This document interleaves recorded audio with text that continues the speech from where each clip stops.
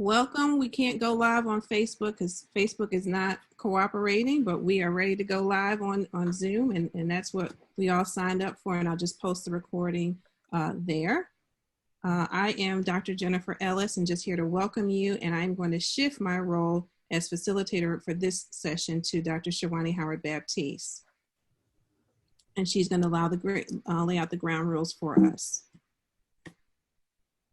Good afternoon, everyone. We are so excited to have you today.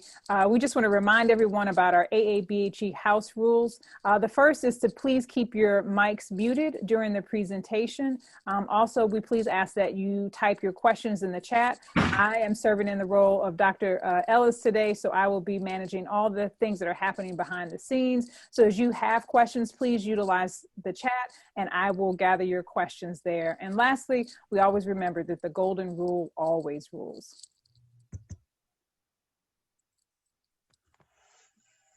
Greetings, everyone. I'm Dr. Derek Roveras. I serve as the president of the American Association of Blacks in Higher Education, and it's my privilege to serve in this capacity. On this call today, we've got several of our board members, folks who have helped shape this organization and make it the premier organization for Blacks in higher education.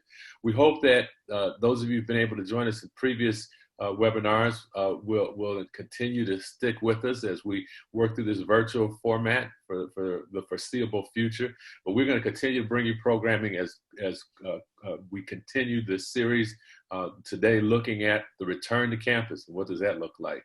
I'm one of those people who's eternally optimistic. Right now, I'm just hopeful. I don't know about the optimism. I work at LSU, and we've got a plan that looks like bringing a whole lot of people to a community that has had a real hard time with this virus. And so we'll see. And I think today's conversation will shine some light on what that looks like for our individual campuses and higher education in general.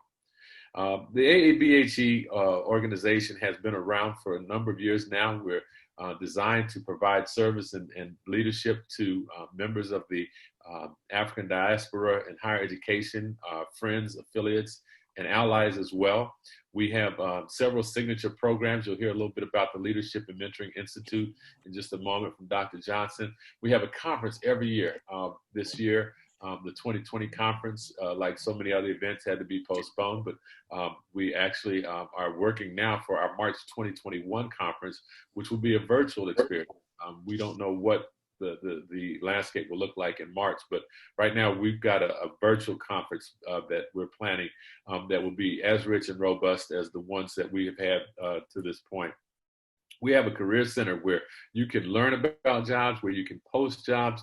We'd encourage you to go back to your campuses and let people know that everybody right now is looking for diverse faculty, diverse staff members, and they can certainly advertise with us as we do a phenomenal job of getting the word out to people in colleges and universities. We have an online education engagement series that you're a part of today. We had just a couple of weeks ago completed a writing boot camp where we had over 36 people participating in intensive writing and moving projects that they've been working on individually, moving those forward. We have critical analysis, we have newsletters, we have a ton of information that we want to share with you. So I encourage you to visit our website. It's aabhe.education.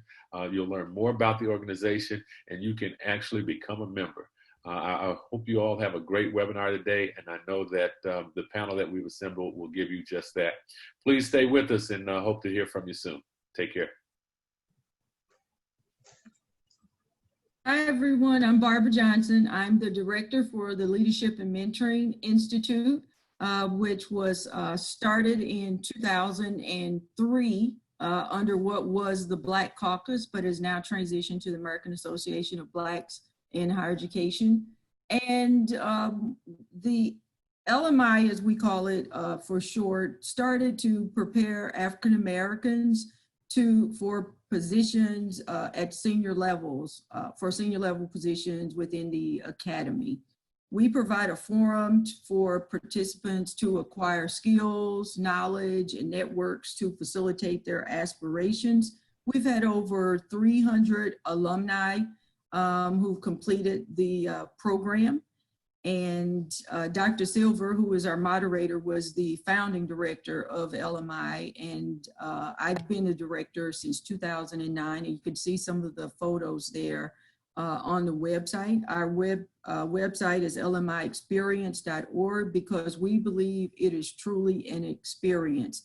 It is not just a 1 week session where you come for a conference. We stay in touch with our alumni after and do what we can in terms of mentoring, also providing some professional development workshops on a quarterly basis, I would say.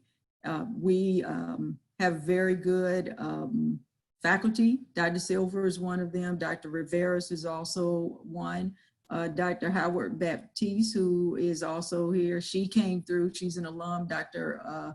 Brownlee is also an alum, and I see several of them are also participating in the webinar. So have a lot of alums, and that anyone will tell you is a great experience, great professional development, will help you figure out how to jump through that glass ceiling. So I'll stop there. We usually have LMI in July of each year. This year, we've already made the decision that it will be virtual for 2021. And so we'll be putting up information about that in the near future. Dr. Silver? Well, thank you, and welcome to everybody for our fourth in a series dealing with this very, very critical issue, the impact of COVID-19 on various aspects of higher education. We started out with just a general discussion on what to expect in the COVID environment. Then we had a series on the impact on accreditation and finance. And today we're looking at this in terms of reopening campuses in the midst of the pandemic, things that we should be concerned about. I'm excited because we have a great group of individuals working with us. Dr. Shewanee Howard-Baptiste is going to be helping me in terms of the technical aspects. But for the panelists, we have a group of folk that many of you know, and so I'm not going to go through a long introduction, but I will, for those who do not know, we'll start with Dr. Mordecai Brownlee. He's Vice President for Student Success at St. Philip's College. We also have Ms. Carla Major, who's Assistant Vice Chancellor for HR at Delgado Community College. We have Dr. Lonnie Booker. Dr. Lonnie Booker is the Director of Emergency Management, Center for Public Policy and Safety at Kansas Wesleyan University. You just heard from Dr. Barbara Johnson. She's the Provost at Arkansas Tech University. We also have Dr. Jennifer Ellis, who is the Associate Professor, School of Education, STEM Education Director, University of Tennessee at Chattanooga. And we want to say thank you, a big thank you to the University of Tennessee at Chattanooga. They have been partnering with us to bring these webinars to you. And we're excited that they are still part of the cadre of sponsors. And at this time, I want to give each one of the panelists maybe about a minute to further introduce themselves or to at least lay the framework for some of the discussion that they will have today. We will go in the order that I introduced you. Thank you, Dr. Silver. Excited to be with you all on today. Thank you to AABHE for this amazing opportunity. I have the pleasure of serving currently as the Vice President for Student Success at St. Philip's College, which is the only historical Black college that is a Hispanic serving institution federally designated in the nation. We take great pride in that, celebrating 122 years of existence in the heart of San Antonio. And I will also say that I have the pleasure of serving as an adjunct professor for both Morgan State University and the University of Charleston. On today, my focus will be on how we create the appropriate pathways for our students to ensure their success during these times. And we're going to talk about retention and persistence, some of our systems and processes, and just the removal of the barriers that may be present for students that would impede their success. Thank you, Dr. Silver.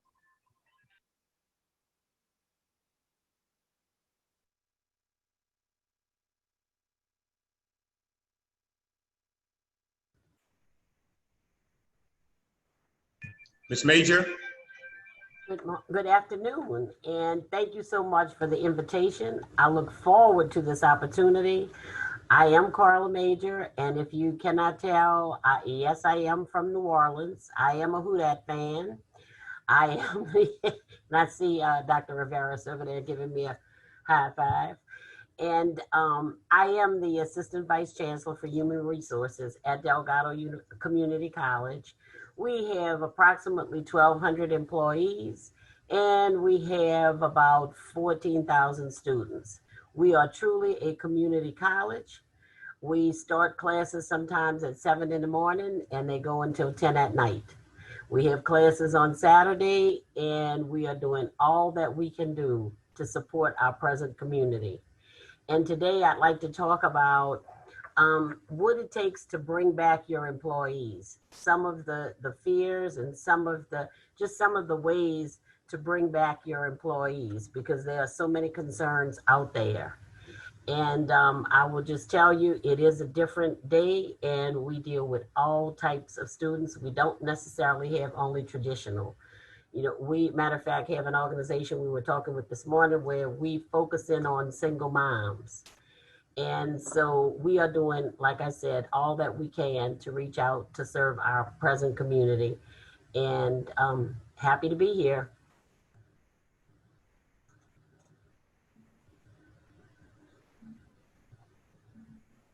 I'm Barbara Johnson, Vice President for Academic Affairs at Arkansas Tech University. Arkansas Tech is a rural institution in a town of about 26,000 people. We have right at 11,000 students that range from students taking at our 2-year campus all the way up to primarily master's degrees. We have one doctoral program, and we start classes next Wednesday. I've been in faculty meetings all week answering a lot of those questions that Mrs. Majors just mentioned about not just Blackboard, but about health concerns. And I've been at the institution 1 year and 1 month and 14 days. And you can imagine, having been there just 1 year, a little, not even a full year when all of this happened, has been a very interesting journey thus far. So.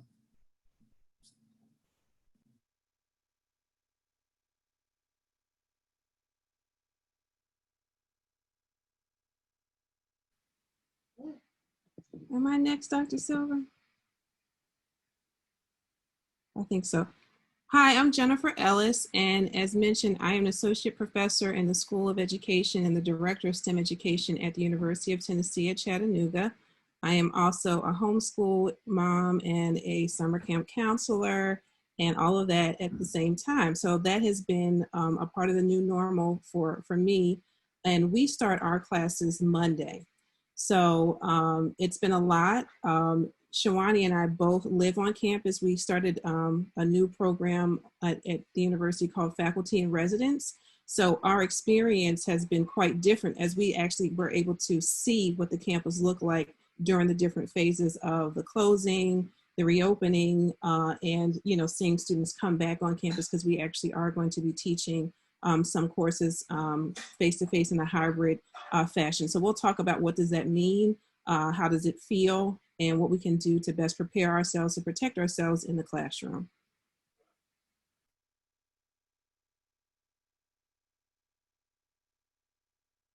You're on mute, Dr. Silver.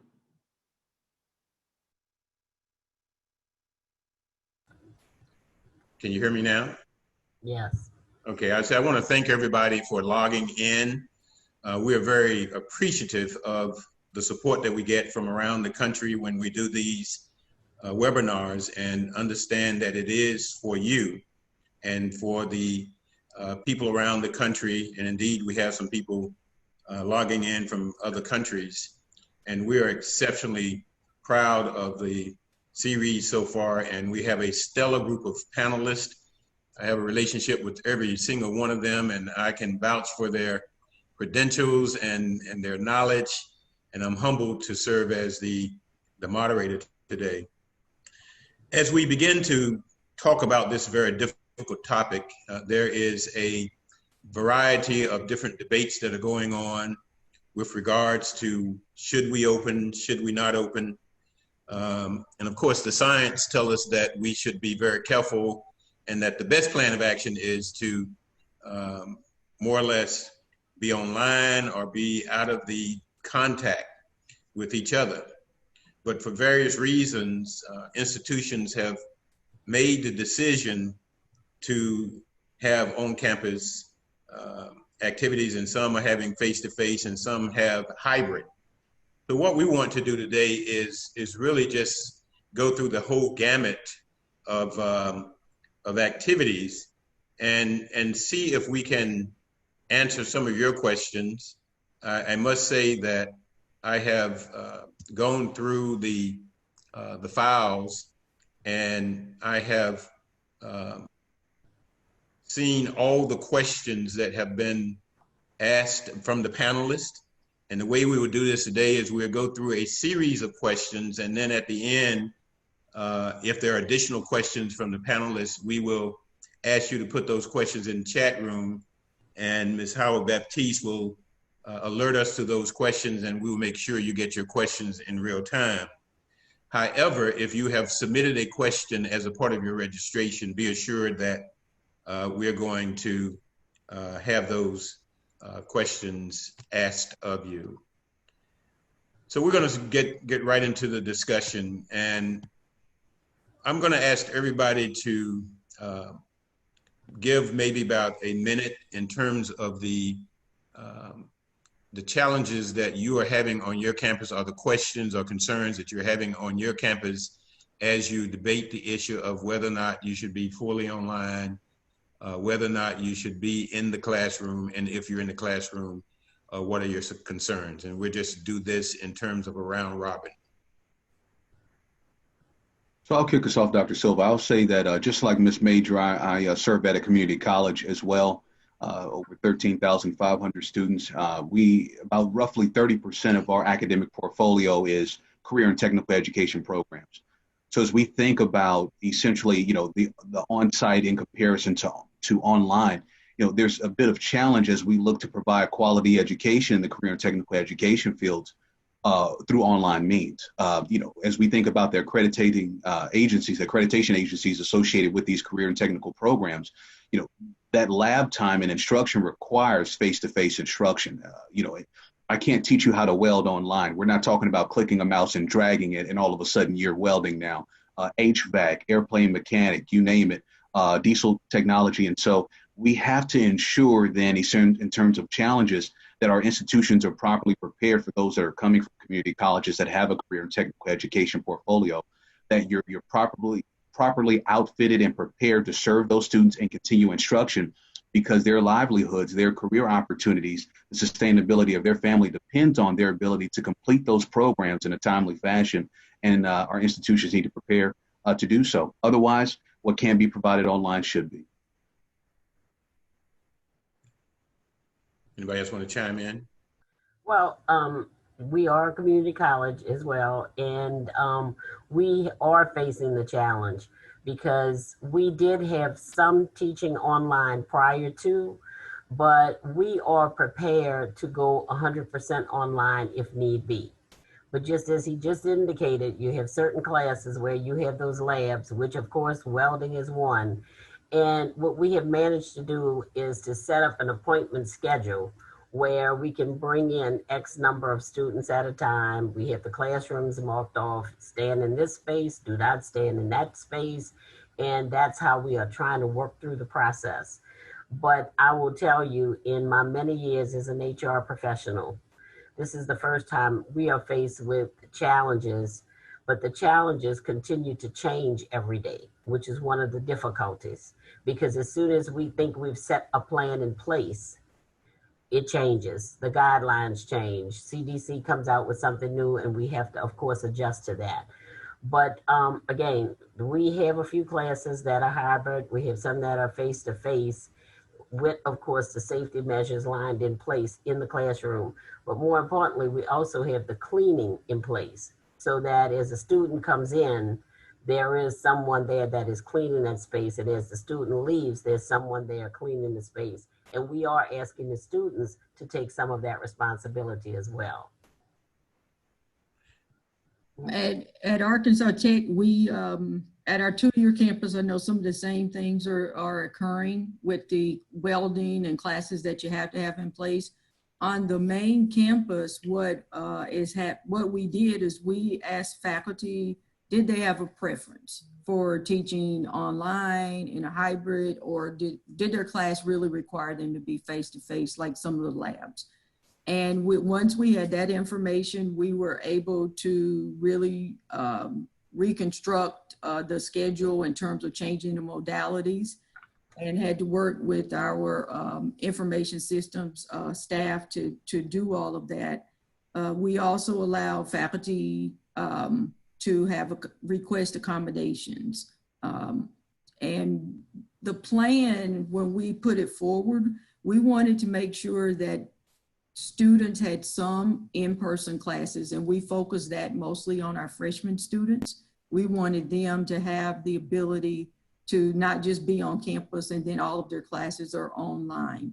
And what we found out is some students want to be totally online, some students want to be on campus and to have the full campus experience. And so you have faculty the same thing. And I'm sure it's like that on most campuses as well. So it's been a balancing act for certain.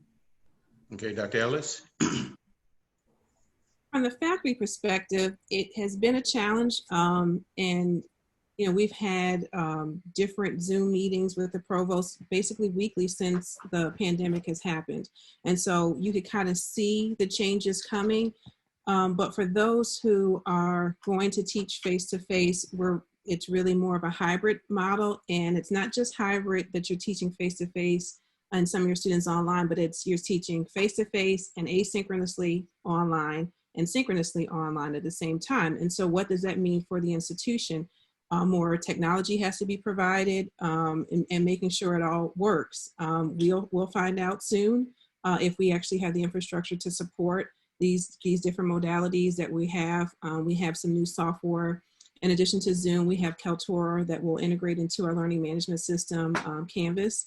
And so it's, you know, faculty, even those, I'm now a 12-month faculty member, but our traditional 9-month faculty members have not been 9-month faculty members, and they've realized that they cannot be during this time period, that the summer off has to be a summer on. And so many of them have really worked hard to rethink their courses and to think what is the best way for them to teach their material. And I teach one of a lab course, which is a hands-on, you've got to use the equipment, and really rethinking what does that look like? How can I do things differently? And so those are some of the things that I've been working on and working with other STEM professors on campus. Thank you. Early on, we introduced Dr. Booker. He had to log off and log back on. He is on now. We've tried to organize this panel in a way that we cover every aspect of the campus. We have an academic officer here. We have a student affairs officer here. We have an HR person. We have a faculty. And Dr. Booker is in emergency management and preparedness. So Dr. Booker, what are you doing right now in terms of, and what are the concerns of your campus as you begin this academic year? So thanks for the opportunity to speak with you today. So as Dr. Silver alluded to, yes, I'm the Director of Emergency Management at Kansas Wesleyan University, but I also teach emergency management courses and criminal justice courses here as well. So I wear multiple hats. So back in January, when I kind of started reading the tea leaves, as we say back in East Texas, started seeing the growth of the pandemic. And so I started rallying and getting individuals together to start having those conversations. What are we going to do when this happens? It's not a if, it's when. And so a part of emergency management, there are 4 different phases that we approach. And really, that's mitigation, preparedness, response, and recovery. And so in the preparedness phase, that's what we're doing. We're talking about it, trying to get our plans in place and making sure we have the tools and the resources. And also, we're also planning out the mitigation to minimize the effects of that virus. And then also that leads us to our response, what we're doing now currently on campus. And then after this virus has been pretty much put to rest, if you will, what are we doing to actually recover, get things back to regular operations? And so here at Wesleyan, we were meeting twice a week, starting right around the March timeframe, looking at what are we going to do as far as getting students off campus at spring break. And then once we had notified the students of that in May, we started looking at how are we going to bring the students back. And so this is Friday, so we've started classes Monday. And so far, so good. And some of the implementation things that we've done so far is that it's a whole complete mask wearing requirements. All students, faculty, staff are required to be masked at all times, entering and in and out of buildings. Tomorrow we will have graduation, which will be held outside. So we'll one, and then those who are inside the buildings will have to wear masks. And it's kind of been an evolving process. And within emergency management, you're looking at the different nuances and kind of reading and seeing how things are transpiring. And yes, this is an evolving virus and it's an evolving time. So we kind of have to be very flexible in the way that we respond to it. Fantastic. Thank you very much. And so I'm going to ask Dr. Brownlee to start us off with in terms of student affairs. And there are a lot of concerns about student support services. How do you provide student support services in the midst of this pandemic, this fall and beyond? Can you give us a short response to that, please, sir? Yes, sir. A short response would be is that institutions need not make any assumptions when it comes to serving students. If the institution has decided to provide totally online services, then it is so important that our institutions are responsive once students begin to reach out. We cannot continue to have systems to where perhaps students are not receiving a response for 2-3 days. That 2-3 days can make the difference between a student continuing on their academic pathway or deciding otherwise. And so the responsiveness is very key, even as we talk about a hybrid approach of both online and in-seat, meaning that some of our institutions, including mine, are providing appointment-based only services on particular days throughout the week. Again, we need to meet the needs of our students. And so that's the understanding that not everyone has connectivity at home, Wi-Fi access at home, have the means and the technology to be able to interact solely online with our institution. So if we can remove the barriers through the assumptions that some of us perhaps have made at our institutions and understand that we are serving an array of students in a very interesting and unprecedented time, we must ensure that we are creating as many pathways as possible to quickly interact with students, quickly serve students, and ensure that they are remaining on their academic pathways. Dr. Johnson, you indicated earlier that you all have online, hybrid, and face-to-face. Yes. So what are you all doing to reduce the likelihood of faculty being exposed to the COVID in the classroom? One is everyone who comes on campus, faculty, staff, students, vendors, they have to wear a face mask unless you are in your private office alone. So that was the first thing. We also set up, what would you call it, the classroom. So there's 6 feet between everyone in that space. There's going to be disinfectant wipes, hand sanitizer in the classroom, as well as at the entrances to each building. We also purchased face shields for the faculty who are teaching in person or in a hybrid format if they're going to be coming in that classroom. We purchased face shields just so it gives people just an extra level of comfort to have those along with the mask. And what we realized initially, we were told, as Ms. Majors mentioned, we were told that if they were 10 feet from the faculty member, they could just have the face shield on so their voices wouldn't be muffled. Now we learned that that can't happen. They have to have the face mask on, regardless if they had a face shield. So then we became concerned about the voices being muffled and people understanding. So now we went out and purchased, this isn't about how to mitigate it, but I'm just sharing this. We purchased lapel mics for the faculty so that would help them project, because we don't want them trying to make their voices project even more through that face mask or a shield. So that's what we've done. Well, let's talk about something very practical. My children are grown now, but my children have children. And now my wife and I are finding ourselves homeschooling our grandchildren. That's something I hadn't signed up for, but it's happening. And so I'm going to ask Dr. Ellis, there are several of you who are homeschooling your kids. You have a full teaching load. How do you balance all this? What do you suggest is the best way to teach your courses when so many things are going on at home? Jesus. But so my son goes to a he's gonna drink loud to make sure his presence is known, but he goes to a Montessori school that's not far from campus. Right now it's not this time. So and so you have those types of interactions. So sometimes you just have to be okay with it. And it also helps humanize faculty members for the students as well, because they too have children or grandchildren or whatever the case may be at home. And so that they can see that you can still navigate and it not, you can navigate and they can too in the midst of it. So I try to, just kind of close my eyes for a minute and not fuss, because he's 4 and I have to keep that in mind. He's 4 and this is appropriate behavior. Thankfully, I do have a great village. My mother is a retired teacher, and so we do have technology. So I have that privilege of technology and access that I utilize as well. I am really praying, and I know Kendra is on here, and she doesn't want him to go to school. But if I can get one good week in to kind of just set the semester off, and they can shut his school down, I'm okay with it. But, sometimes you've got to do what you got to do just to kind of get over the hump, Elijah. And I don't want to fuss on this live right now.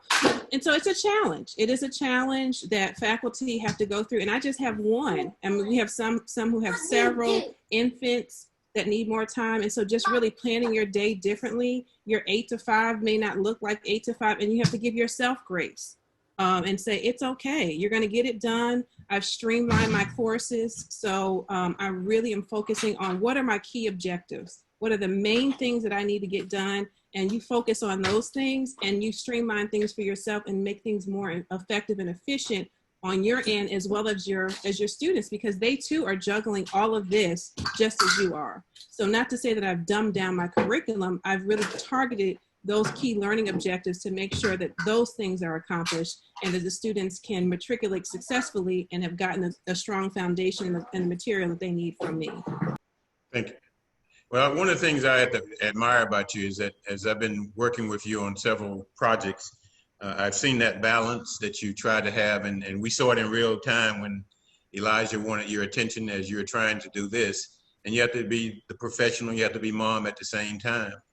I'm going to ask Ms. Major to weigh in on something that's been very, very tough on many campuses, because as campuses have moved to online learning and remote learning, there are some employees that have jobs that would not allow them to work remotely. And the question is, how do you incorporate them into the setting, or do you lay them off, or do you furlough them? So Ms. Major, why don't you give us some feedback on that particular scenario? Sure, happy to, but I'm just gonna step back for 1 second and speak to the homeschooling. I have a grandson that made 9 yesterday, and he came over a few weeks ago and he said, oh, let me show you some of my assignments. And it happened to be division. So I said, oh, I can help you with that. Let me show you how I did division. So I went through this long division process, and he asked me, is this some type of science experiment? What is that you are doing? So that just to let you know that even grandparents are having real challenges. Yeah. But from the aspect of employees that may be in jobs that cannot be done remotely, what we did here at Delgado is I partnered up with the student services vice chancellor. And I said, okay, we have a number of employees that have jobs that cannot be done remotely. But I have lined up what are their skill sets based on a conversation with their supervisors. How can they help you in student services? Because this is a time that we need to be reaching out to students. So what we did is we named them a deployment team. And we set up a deployment team, and it was made up of employees that could not perform their present jobs at home remotely. However, they were willing and wanted to continue to work because, of course, they wanted to continue to be on our payroll. We did not lay anyone off. So we set up a script and we gave them a group of employees. For example, several of them spoke to single moms. Several of them spoke to students who were almost there in terms of registration, but not complete. We had different groups. And so their job and their role was to contact these students because we gave them the group, the name of the student, and the telephone number. They'd contact that student. We gave them the script to say they were calling from Delgado. Were they planning to return? What were they facing as challenges? How could we help them? And they took that information, and in real time, they took the answers from those students and fed it to student services. Student services, in turn, had another tier there that were experts in student services. So they were able to get back to those students. I will tell you that our deployment team made over 1,000 calls to students. And the amazing thing was the students were saying, this is the first time I've had someone to contact me personally and ask me how could they help me. So it has been very beneficial to help us with our enrollment. But our overall goal for me as the HR person here was to look at how can I keep everyone engaged? So what I suggest is that you look at what are my resources and how can I deploy those resources to help the entire college? And that's how we set up the deployment team. And they reference themselves these days as deployment teams. So some of them have gone back to their jobs and they still link as the deployment team because the Vice Chancellor for Student Services and myself, we have a call with them, a Microsoft Teams meeting, I should say, with them every morning at 9:30. Okay. And it has become wonderful, the connection, but also the results. We have definitely got a return on investment from that idea. Fantastic. Now, we've heard some people say they're going to be online, primarily some who are going to be hybrid and some going to be face-to-face. I know that in the state of Georgia, some of the high schools have decided to go face-to-face, and in 3 days they had to shut it down. So this is a question to Dr. Booker.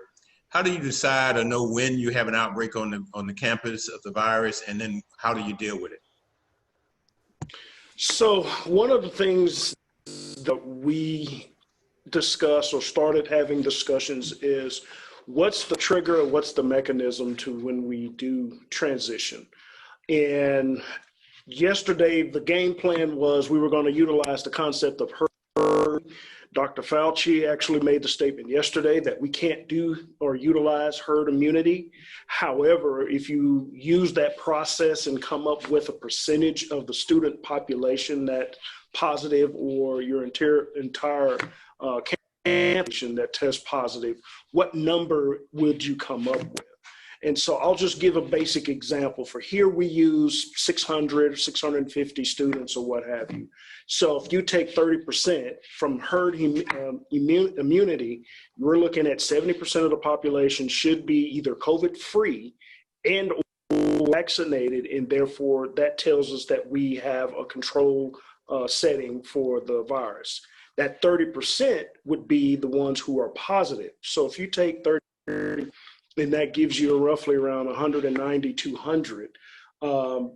That's a substantial large number. So given the student population, whichever campus, you look at it from that perspective and kind of dwindle down to at least 10 to 12%. And so if you have that number, you understand that if you have 30% of your student is either positive, or if you have 10% population that's positive, then you have an issue on campus. Now, if you have 30% blown outbreak, and so that tells you need to do something other than what you're currently doing. And so transitioning would dictate on how many numbers you have, positive cases you have on campus, and faculty and staff. HR is the main person, that group that would be drastically hit, because if you have 2-person or 1-person department, do you have redundant systems in place to back those particular offices up, if you will? And so, go ahead. Thank you.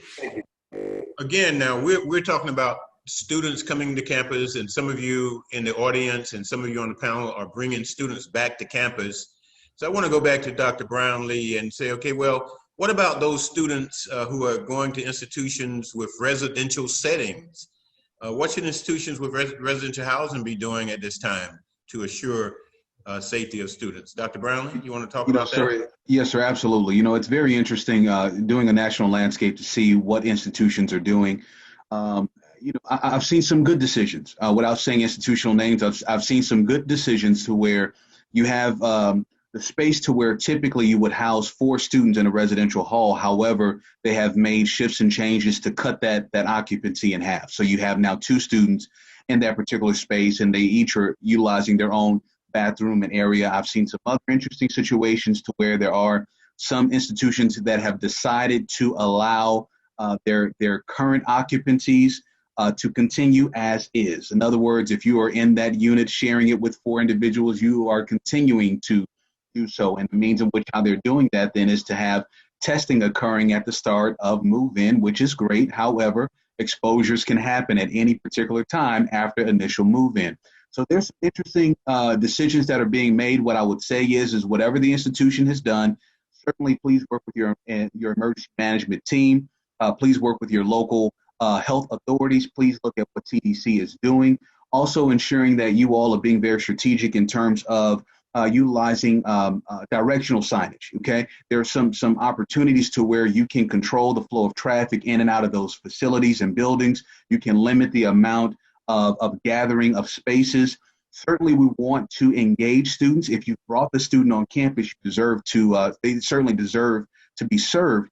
There are some strategic means in which to do that. So in other words, rather than using our typical living room spaces in some of our residence halls, what can we do to move some of those activities outside? What can we do to have some of those engaging conversations and student engagement and learning opportunities that really take place in a co-curricular setting outside, or maybe in the gymnasium itself, areas that can easily be accessible, areas that can easily be controlled, certainly including sanitization. You know, there was something that was made of a statement in some of the meetings I was in of being sure to differentiate between cleaning and disinfecting. And so we need to ensure that the proper disinfection plans are in place, not just cleaning of surfaces. And so those are key ideas I would say to keep in mind, Dr. Silva.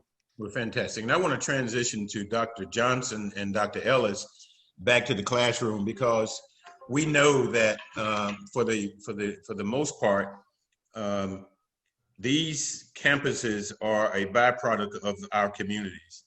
And you have some people who are trying to make a political statement about the mask and what have you. So to Dr. Johnson and Dr. Ellis, what do you do on the academic side when you have students or faculty members who decide that I'm not going to wear a mask? What do you do then? Well, this came up a few weeks ago when our HR department put together some progressive, I guess, discipline if individuals willfully, intentionally decide they're not going to wear their mask. This is not, oh my goodness, I forgot my mask in the car, those kinds of things. Okay, here's one, here you go. This is, and the faculty, as you probably can imagine, because there were all kinds of first a verbal warning, then a written warning, then I think there was a suspension, and then the last one was termination. I think it was 4. And the faculty, as you probably know, they didn't like that. We looked in the faculty Senate handbook, and we indicated that this would fall pretty much under insubordination, would be grounds for moral turpitude. So then they wanted to know if the faculty member did this, would they get the year's pay? And it's like, no, they will not. Not if you're willfully, engaging in behavior that is a risk. So we told them that was not going to work. And I believe the only thing that we changed on that was a sentence to say this is not for people who just may inadvertently forget, because we didn't want our department heads feeling like they needed to walk around and check off a list. In terms of the students who forget their mask, because we're going to assume they're going to forget their mask, all of the faculty have masks to give out. We've given all the faculty those surgical masks for students to have when they come into if they forget their mask. If a student refuses, we have a commitment to tech. It's not a pledge. We had a pledge and they didn't like the word pledge. So we went to commitment to tech. And so they understand what a commitment to tech means. And if students, they've actually put in some student conduct policies. So if students, they will have those opportunities, and we have indicated to students that if they choose not to wear a mask, even after they have been given one, they can be suspended immediately. So we are pretty serious about students wearing the mask, and we're doing all kinds of things, and we provided them, students have a lot of masks right now that our local hospital gave us masks. We purchased masks. So there's really not an excuse for a student to say they don't have a mask. Okay. So I'll stop there. All right, what about Dr. Ellis? Do you have some feedback on that as a practicing faculty member? Sure. As Dr. Johnson said, the students have been provided, faculty have been provided with the surgical mask as well. And just recently, the UTC has instituted de-escalation training for faculty members to help with the concern of what do you do when the student does not wear a mask. And so there's different strategies that were recommended for faculty, even with speaking with empathy, things of that nature.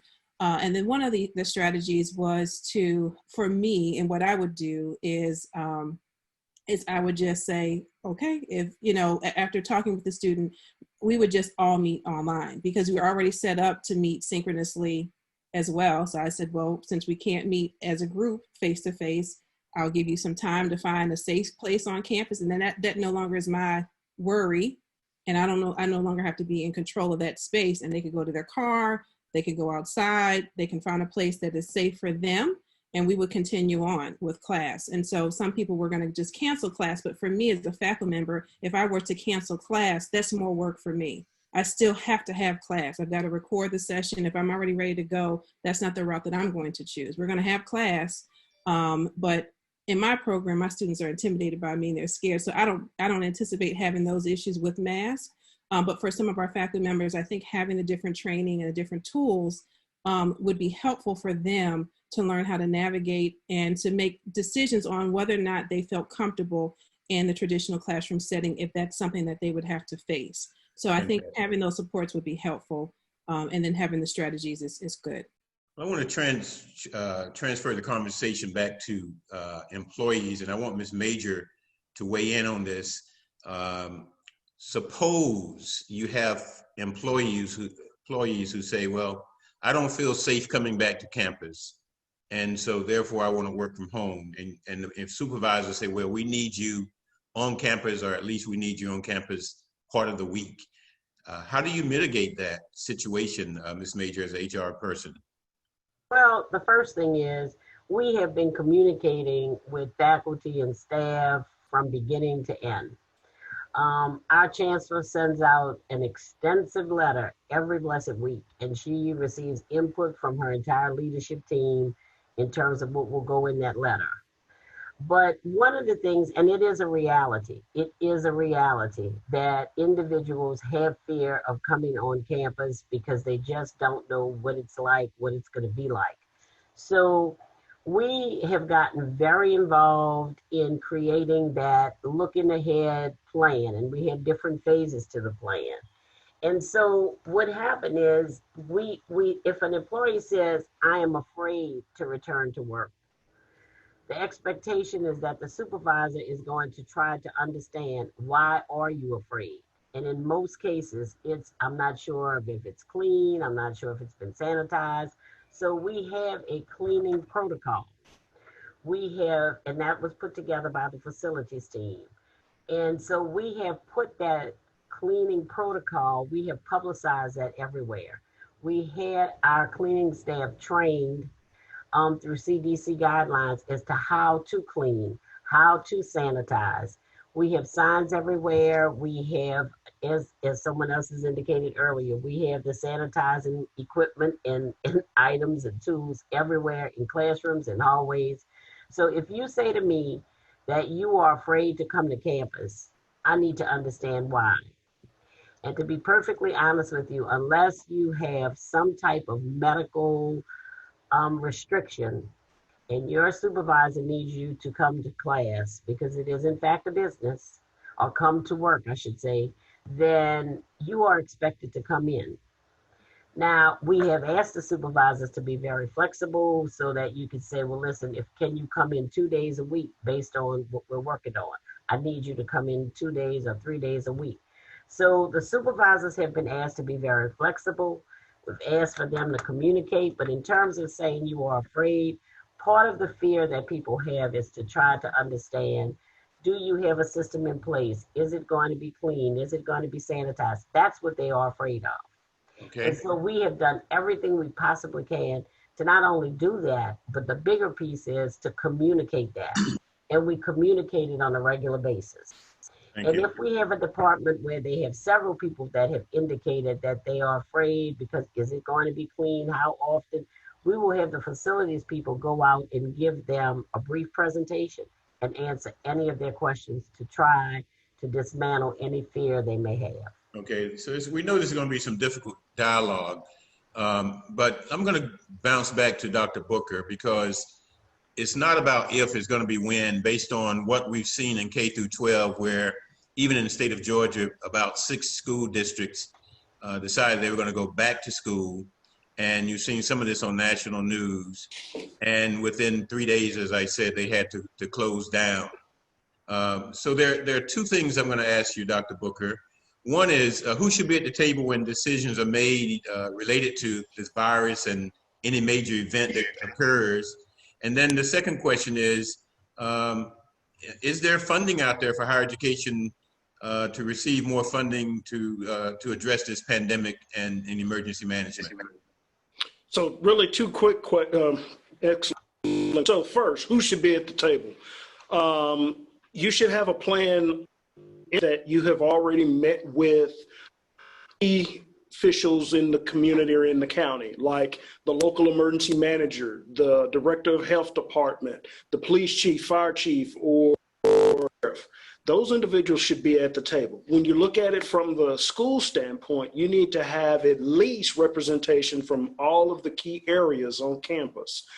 Administration, faculty, facilities, those individuals are the main, I should say, the front line for all of the response that we will be doing.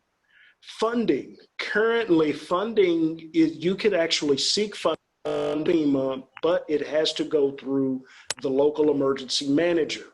So there are personal loan, not personal loans, but personal particular loans and grants that are available for institutions, but you must go through your local emergency manager who writes up the particular documents and petitions the state, and then actually goes to FEMA to be reimbursed. One of the things that we're running into now is that a lot of the funds that the federal government is providing will not strictly pay for PPE, protective equipment. So there are some strings that are attached and there are some hurdles you have to go over. but there are certain fundings that are available that you can go through your local manager and actually access those funds to pay for those particular items. Fantastic. What I want to do now is transition to the participants. The participants have sent in a series of questions. We want to get some of those questions in, and so we're going to do it on a round robin kind of way, and I will ask each of you to weigh in. And one of the things that is very pointed that one of the participants asked, for those institutions who are actually coming back on campus versus online, are they putting institutional resources and the need for money before student safety?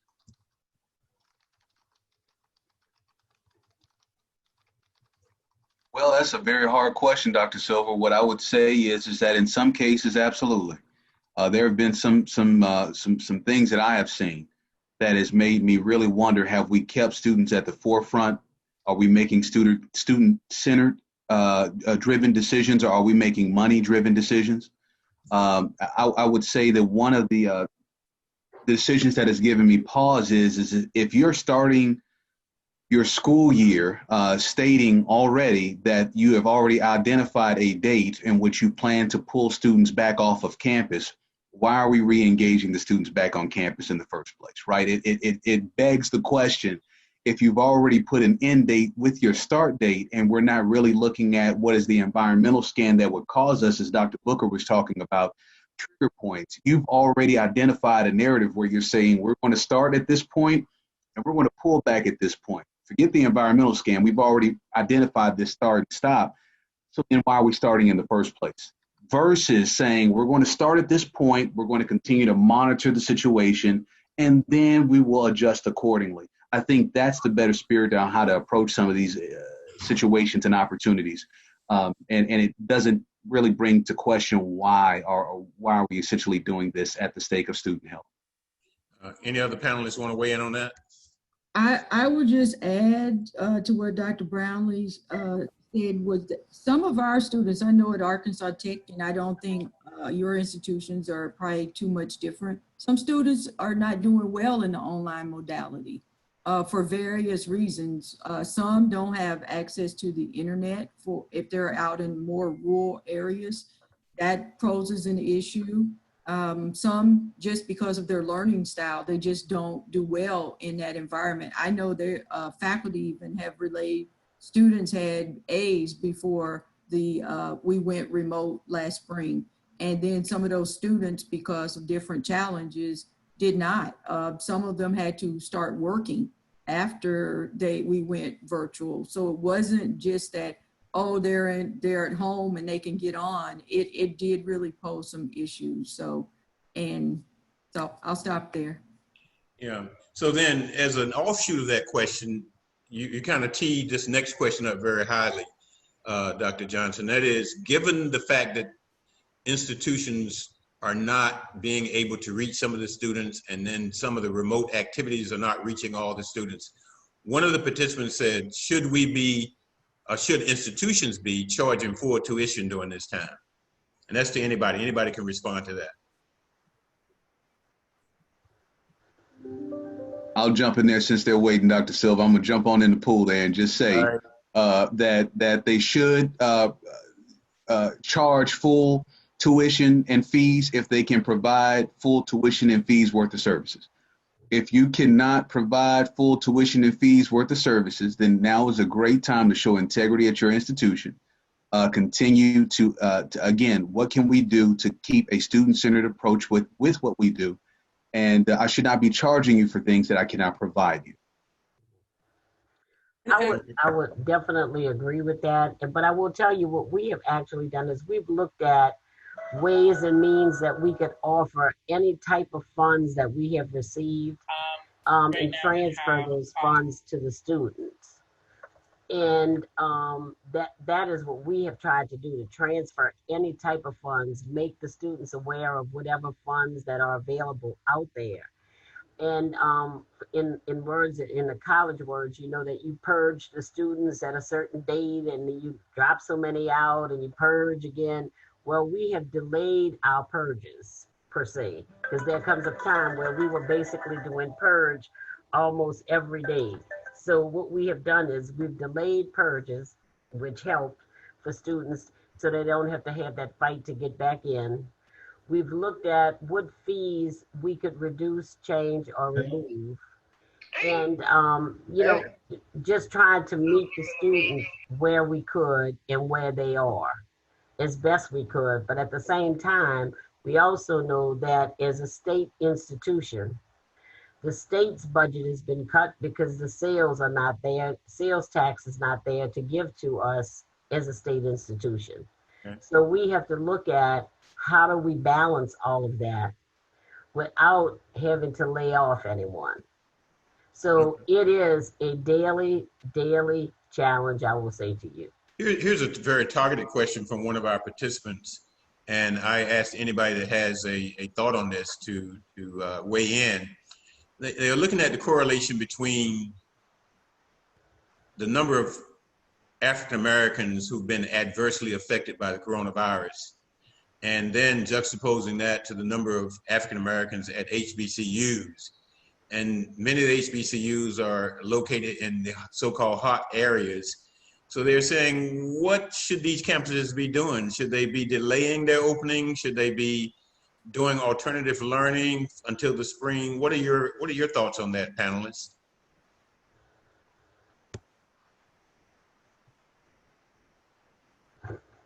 All right, I'll jump on out there again, Dr. Silva. There we go. I would say that part of the fear factor, I really believe it's happening, is the question of persistence.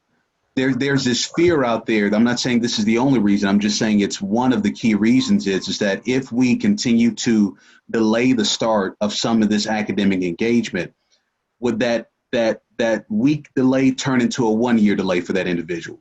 Will they not re-engage back with their academic experience the further out I delay this learning experience? And so there's some institutions that are really having to ask some hard questions to say, what can we ethically, responsibly, legally do to be able to serve students, call them back to the community? Because a lot of our students, they don't have a support system. They're on their own, attempting to make something of themselves and to create a career and academic pathway for themselves. And so we're that family. So students are eager to get back on our campuses and get back involved with us because we are their family. Now we have to figure out, though, what do we do that's going to be responsible on how to engage that individual and to ensure that they remain on their academic pathway in a safe means. So it's some real hard discussions and decisions that are having to be made right now. Does any of our other panelists want to weigh in on that? What I was going to say, one of the other things in talking to the students on a daily basis, of course, through our deployment team, is to figure out, and try to encourage the student to return and don't drop off their education. Because what we're hearing from a lot of our students is that, just as we talked about earlier, I have kids at home. There's no way I can be the teacher, the student, and get it all done. And in some cases, there's one laptop for the 3 kids and myself, and it's just not working. So we are attempting again to try to meet that student where they are, but we're also trying to encourage them in any way possible to keep them coming, to keep getting their education. Because if and when we know, I should say when this is going to be over, because we know this too shall pass, employers will need a workforce. And as a community college, that is one of our jobs and roles, is to feed employers with employees that are a working workforce. So we continue to encourage them and do whatever we can to keep them, to keep getting their education. Because one, they're a role model for their kids, but secondly, when in fact this is over, employers will need employees and they will need a working workforce. So we just feel like it's our responsibility to do so. Here's another pointed question, and I think it's a relevant question. Yes. I wanted to respond to the question, though. The question asked about should HBCUs delay their return. And I think embedded in that question is the assumption that the PWIs do not have significant Black and brown populations. We would have no campus were it not for our facilities crew, most of whom are Black and brown at these PWIs. And so the impact is spread further than just an HBCU or PWI. As an administrator, that's a tough call. The people that will be cleaning those classrooms, or as Dr. Brownlee said, disinfecting those classrooms, will be Black and brown folks. Yeah, I think that's a correct point, but I think the participant was asking from a student perspective, where you have 90% of your students being African Americans and the large number of COVID cases in the African American community. So I think that was the context of their students, their question. But I do agree with your assumption about the frontline essential workers are also being exposed. And so it is a relevant question for all campuses, whether HBCUs or PWIs, yeah. Another question that has come from the participants is saying it seems obvious that institutions are opening for financial reasons. And so if that is in fact the case, are there any other options that are available for institutions, public and private, to survive if they are dependent on tuition and room and board to make budget? I'll speak on that from a strategic enrollment management standpoint, Dr. Silva, and just thinking about institutional sustainability. There are a lot of private institutions that are about to close their doors, a significant amount. There are a significant amount of institutions, in my personal opinion, that are going to look at what they can do to consolidate, and they're just not built for this storm, if you will. And I mean that from a financial standpoint, they're just not built for it. You know, I've worked for 2 private institutions previously. I've been honored to serve at 5 institutions, but 2 of those were private institutions. And so when you're in a realm of business every day, where you're watching the enrollment numbers every day, just to know what amount of money is going to be made available for the institution for the foreseeable future, and all of a sudden you're now watching enrollment slip day in, day in, and you realize that the institution is not strategically prepared for these times, and you don't have, I'm trying to think of who that was. It may have been Dr. Ellis that talked about the infrastructure. Your institution is not prepared to compete in this realm of education. The institutions will suffer. And I think that may be part of the pressures of, as we watch this happen nationally, it's these private institutions that were really beginning to try to get out in the forefront from a competitive advantage to say, we're going to be open, come to us. So I think that a lot of institutions tried to get ahead of the curve that were private, that had housing, that had athletics, to try to get out there and say, hey, we need to save what we can financially from our auxiliary services to try to compete and make it through these times. Anyone that's paying attention to what's happening in California, the California college and university system is suffering significantly just based off of the lack of auxiliary revenue alone. So the institutions that can make it are the ones that can pivot, they've prepared. And even those like our institution that is prepared during these times, you have to ask yourself, how long can we sustain this? And so that's where you then get into some of the more responsible conversations of, let's look what we can do strategically now to pull our enrollments, pull our students back here in a short time frame, if not the fall, then certainly the spring, because there will be mid-year adjustments that we should all be preparing for, and what are those realities going to look like, and then do what we can to help our future high schoolers and new students that are going to be coming to us in the next school year. Any other panelists want to weigh in on this?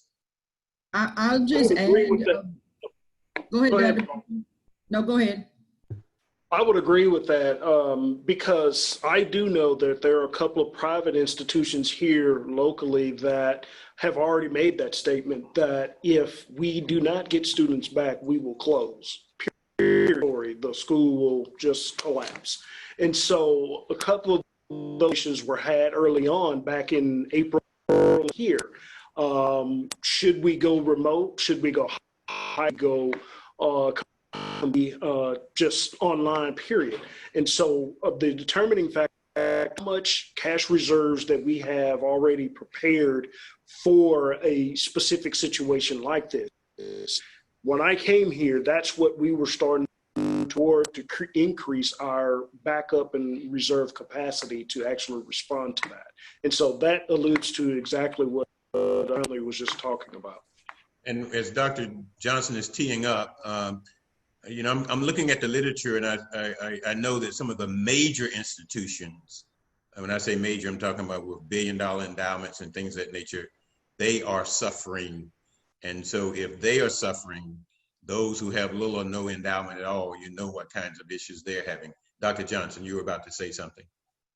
I just wanted to echo what Dr. Brownlee talked about. Public institution, every day we're looking, but we're also, some of those institutions that have made the decision to go online, we're getting those students because those students want that in-person, those in-person classes. Likewise, when some of our faculty decided they were going to put certain classes online, some of our students decided not to. And just like Dr. Booker talked about, we've at the faculty, we've really emphasized to them they really have to engage these students for them to return.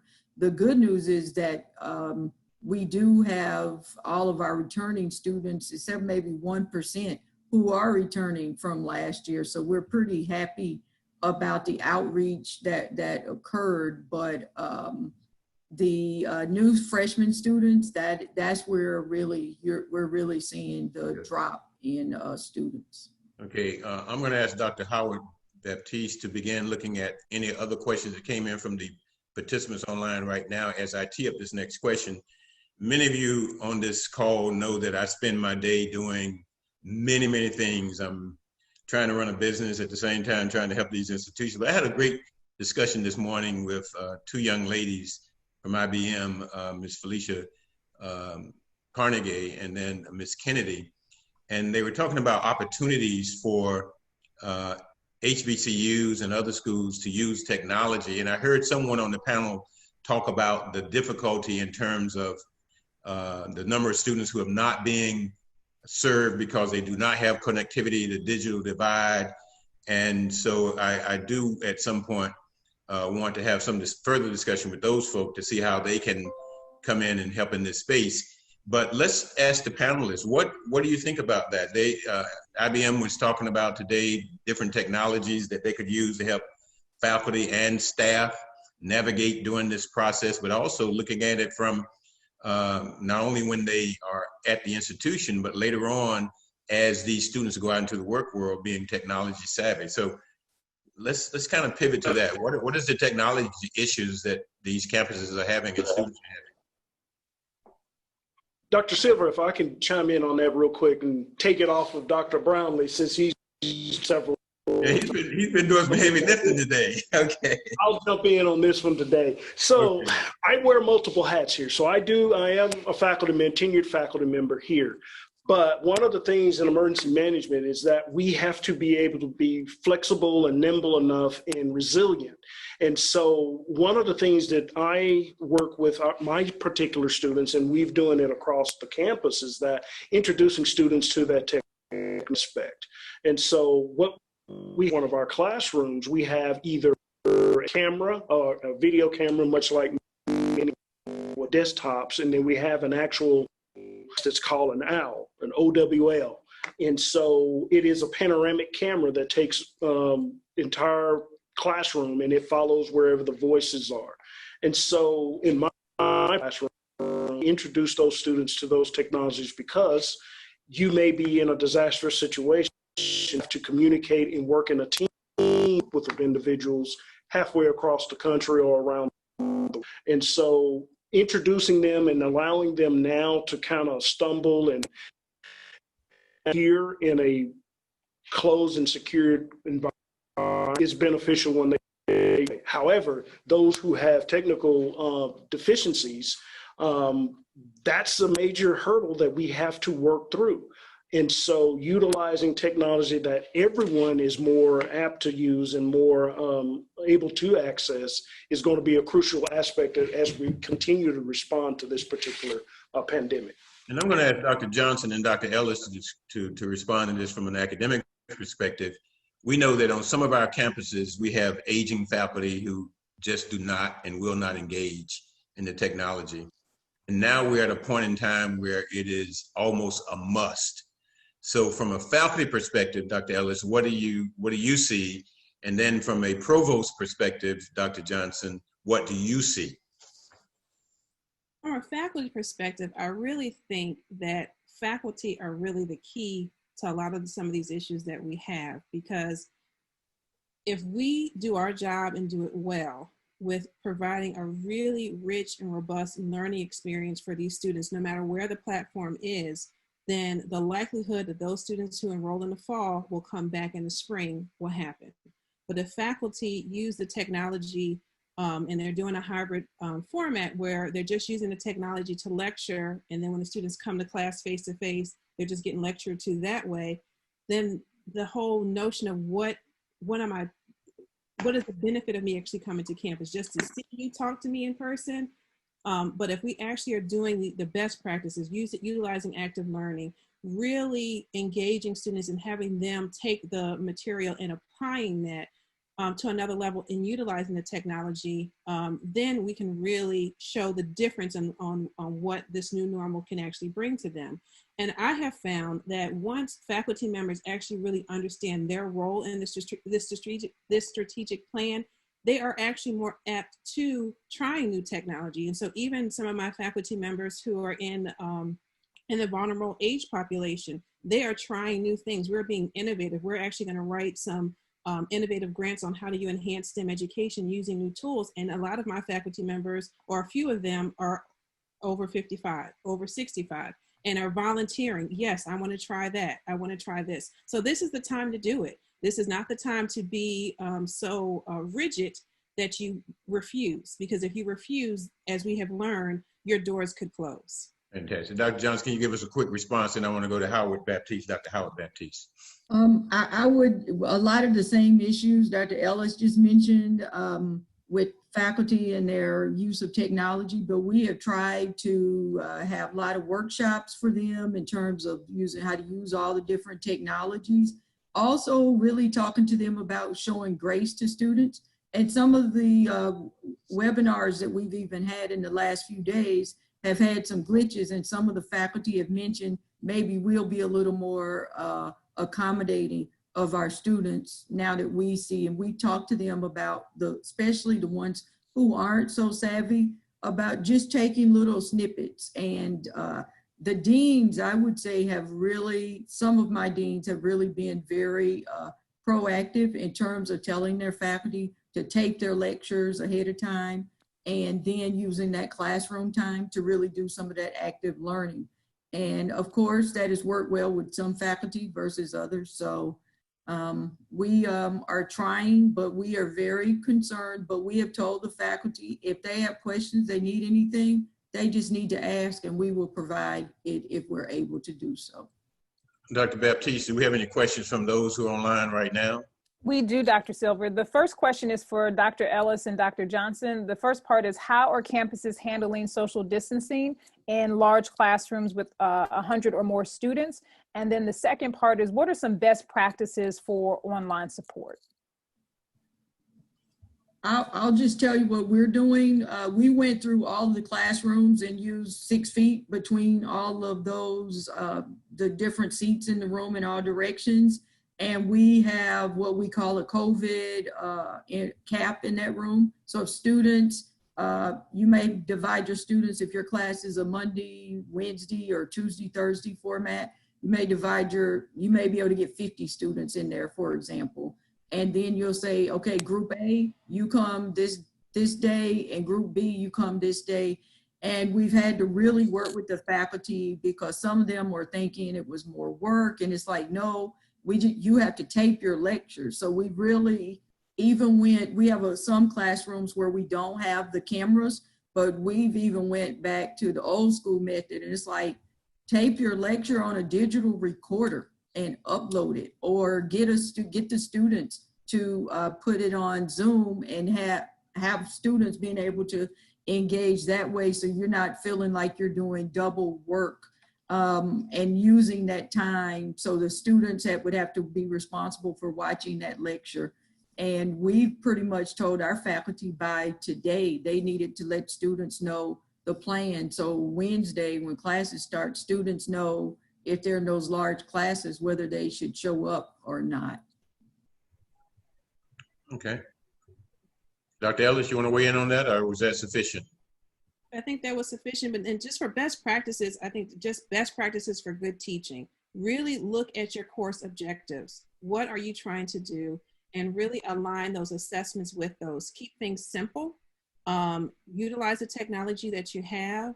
And sometimes we put so much onus on ourselves as faculty to find real world applications. Put that onus back on the students. Have them be an active participant in the learning experience and have them bring in their real world experiences to the classroom. COVID is a great case study for every discipline. So how can you integrate the current pandemic, the current situation into your classroom? How can you apply it there and have that be a case study that you use within your classes? So again, keeping it simple for you and for them, having grace, and then using real world examples to make the material very more meaningful to them so they can see where the theory is in the practice of their daily lives. Okay, Dr. Baptiste, another question maybe? The last question, I think, Dr. Silver, would be for the panelists. How are we determining instruction in terms of what's the difference between high flex, synchronous, and asynchronous learning? I can jump in a little bit. The high flex is, I think, the most, allows the students the most freedom and flexibility. And so it's a traditional face-to-face model, but the students can choose whether or not they want to come in and participate face-to-face, or they can stay wherever they want to stay and participate virtually, synchronously, and or they can also participate asynchronously. So it gives all of your students who may be COVID positive, negative, or somewhere where they just don't know and they don't feel comfortable coming to class. And I think some of that, you know, we talked about people not feeling comfortable. That's a real thing. It's a real anxiety that our students have. I myself has lost an uncle to COVID-19. So all of those numbers become personal. And so if you're not sure of whether or not, and you look on the daily dashboard and you see the numbers on your respective campus tick up, that may cause you some anxiety. I would prefer you to stay home. And I prefer you to take advantage of the high flex option that is available to you, so you don't have the anxiety that's also competing with trying to learn and grasp the material.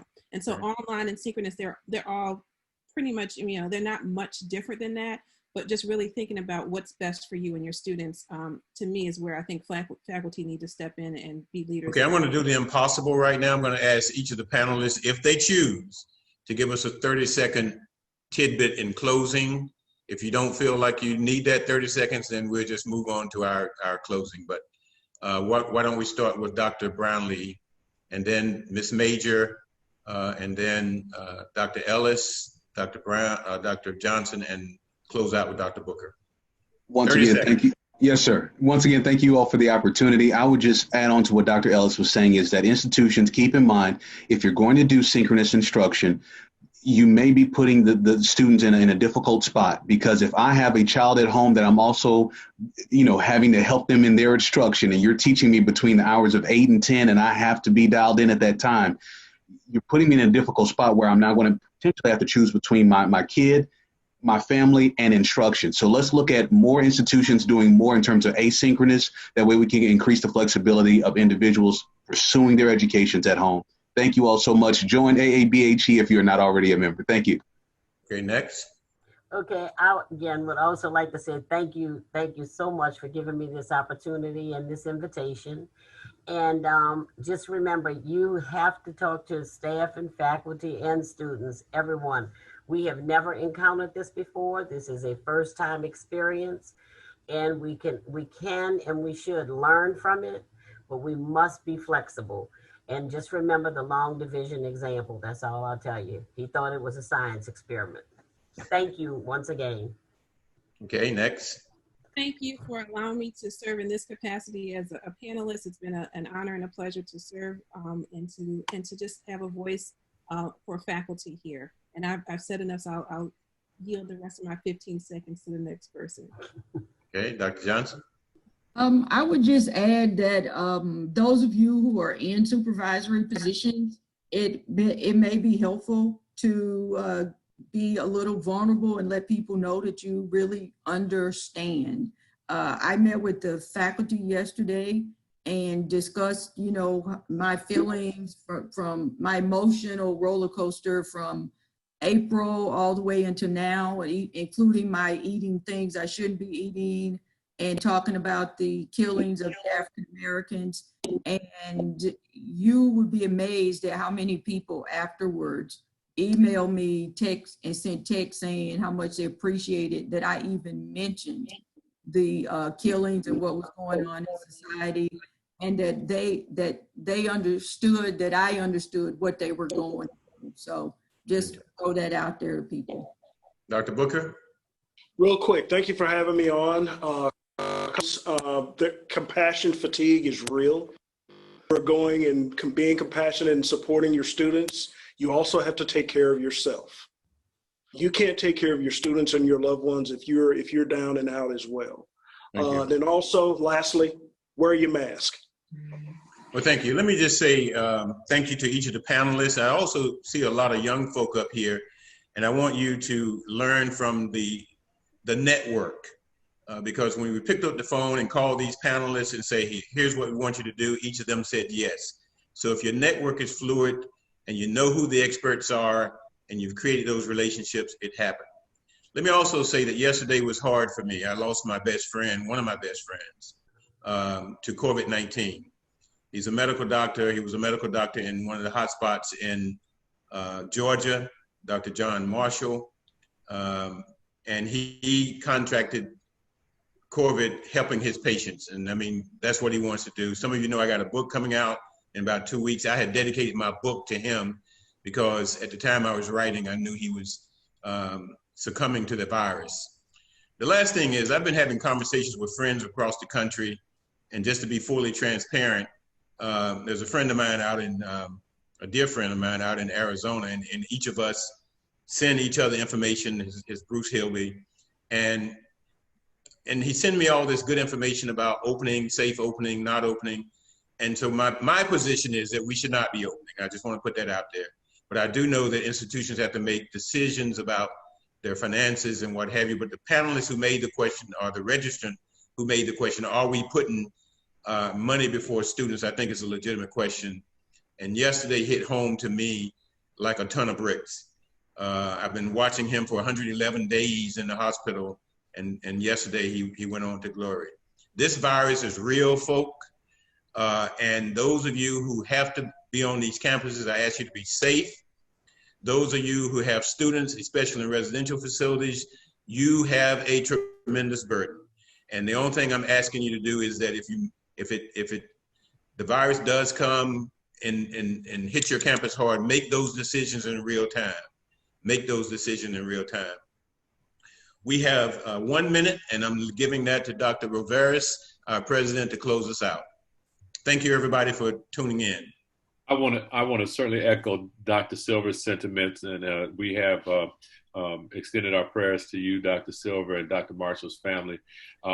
We are family, and Mordecai mentioned that as well. As AABHE goes, it's about our members, and it's about the people that we serve, and the people, most importantly, those students that we are charged with educating. And so I thank each and every one of the panelists for their thoughtful insight, for their willingness to participate. And I too notice, Pete, the youthfulness of so many of these folks. This is great that we've got some future thought leaders in our midst. I want to invite the rest of you to join us. You've seen the links for aabhe.education. This is a tremendous organization with a lot of good work, but we need people to help us get it done. And we'd like to have you join us as we do that work. In closing, I too echo the sentiments of being safe, taking care of yourself. And I also put in the chat, don't forget there's a race pandemic going on and there's a political pandemic going on. All of this will greet us when we get back to campus next week. Be careful and be safe, and God bless.